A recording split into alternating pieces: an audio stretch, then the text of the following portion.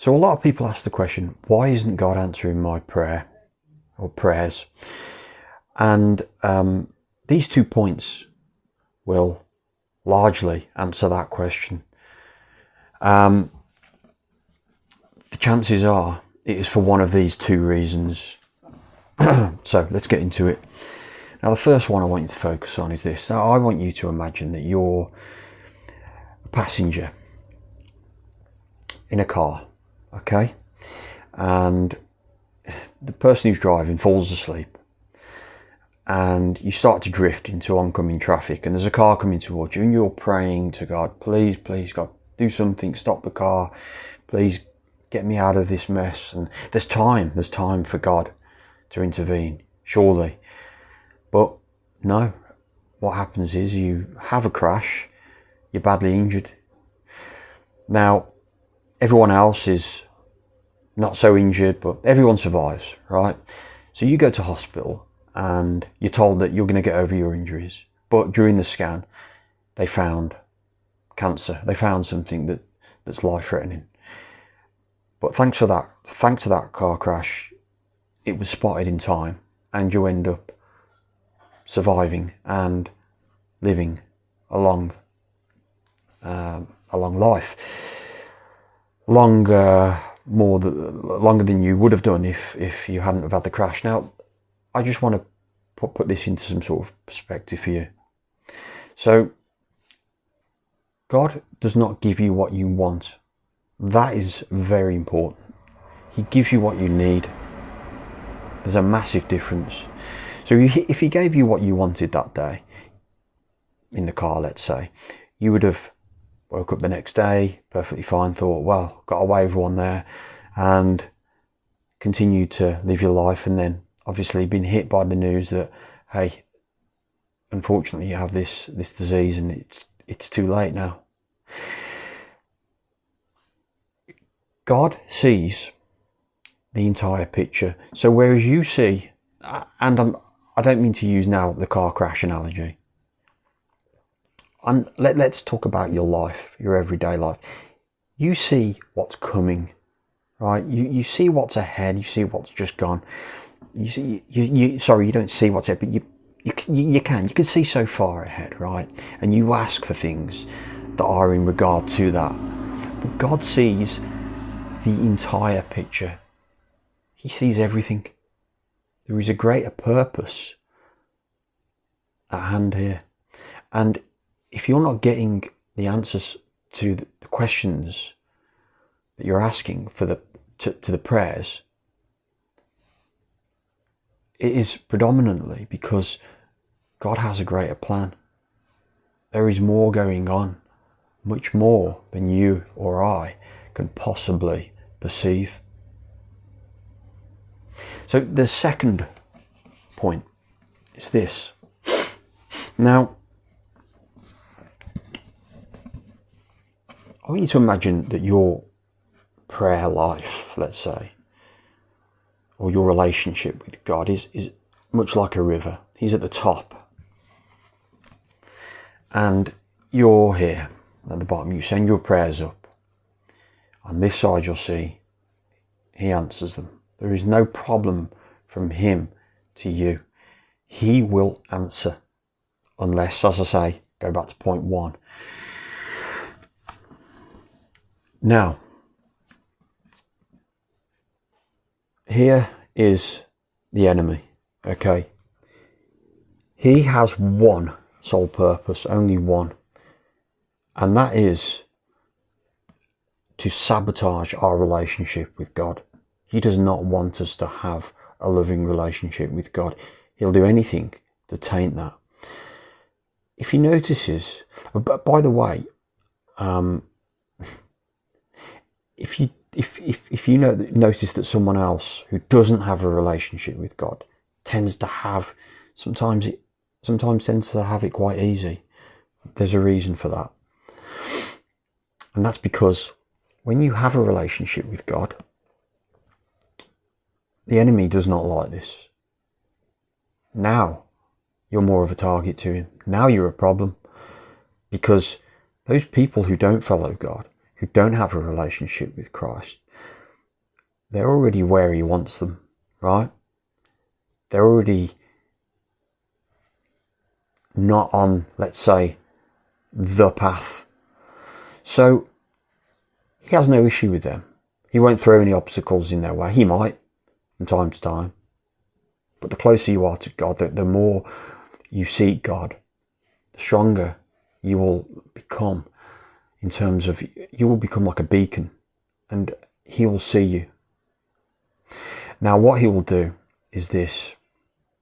You want to have a loving relationship with God. Let's just say you've accepted Jesus Christ as your Lord and Saviour. You've asked him into your heart.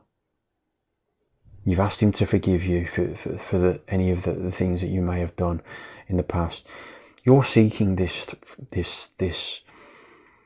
beautiful relationship with the Lord. Now, who are you? Like, as in, how pure are you in spirit? You know, how much of a clear signal do you give to God?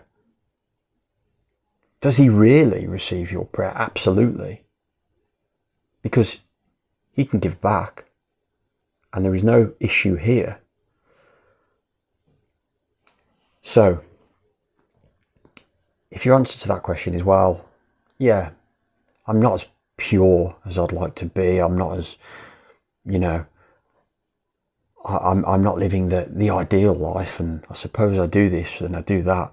Well, that's exactly part of the problem, largely, because that's exactly what the other side wants. He wants to throw things in your way, and see how he stays on this side. I've put him here on your side of the river, because here's crystal clear God's relationship back to you.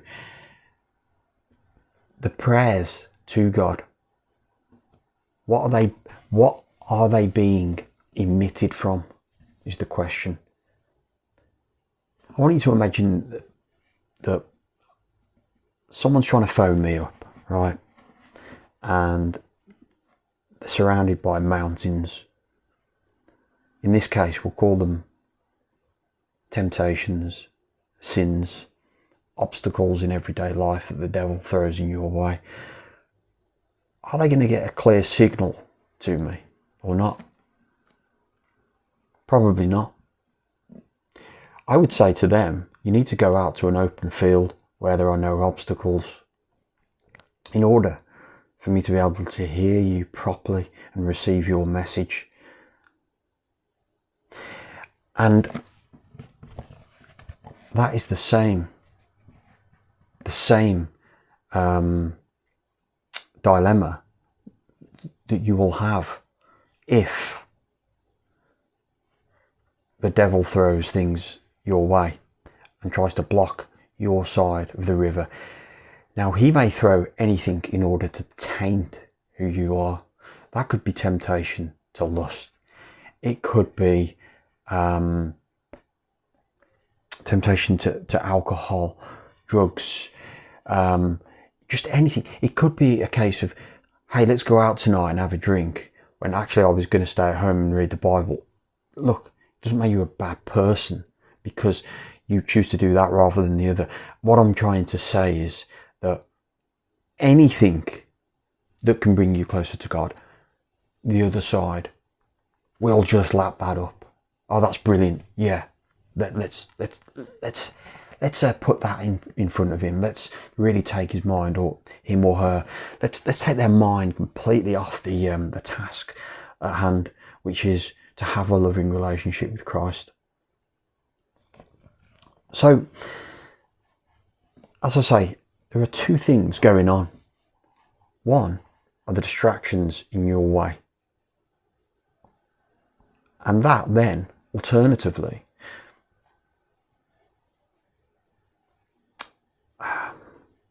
it tarnishes the purity of you, of your spirit, and of your output, your the message that you're trying to get to God, because he listens to your heart, right? He listens to your heart. What is in your heart? Because that matters. So if you're trying to pray to the Lord and you're thinking of things that you want to do, desires, things that will fill you in a worldly way, that is going to that's tainting the purity of your spirit, of your heart. Now, okay, I think I've covered that quite, in some detail. Now, as usual, I will never leave you with just here's the issue and there's, with no solution. So how do you get over that? How do you correct what's going on here? Well, number one, go to God and pray. Now you're going to say to me, well, hang on, you've just said that if I've got these issues, I'm not going to be able to have that that perfect connection with God. Bear with me.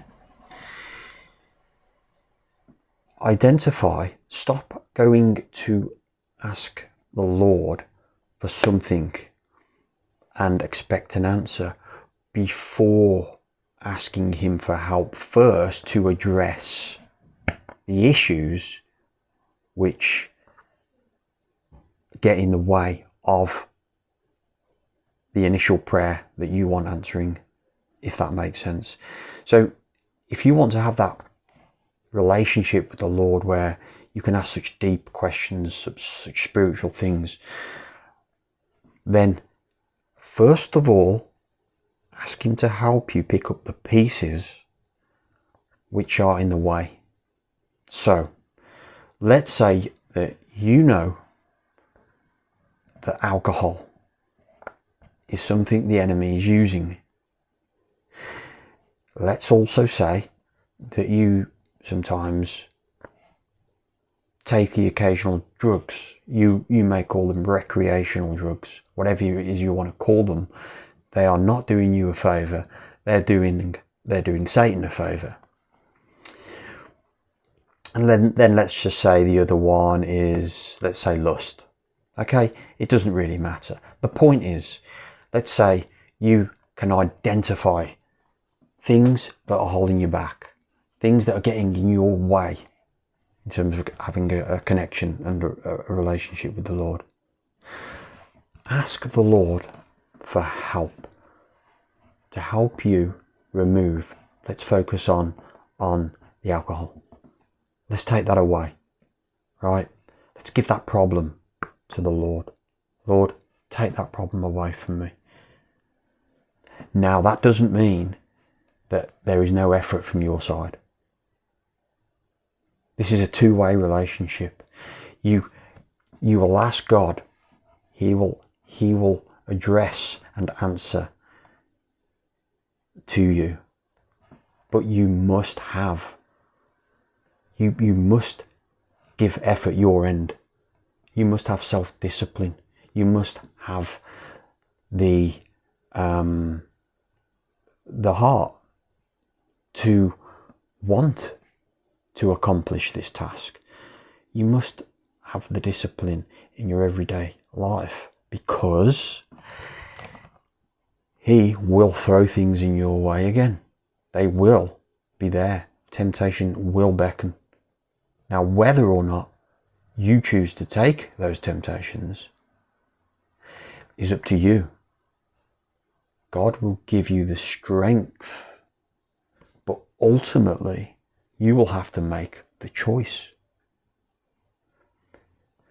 I hope you understand what I'm trying to say. God will give you the strength to be able to say no, but it may still be very difficult.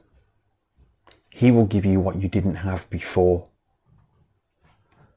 but you still need to work on yourself strongly in terms of discipline and being able to make the right choices, because we have choice.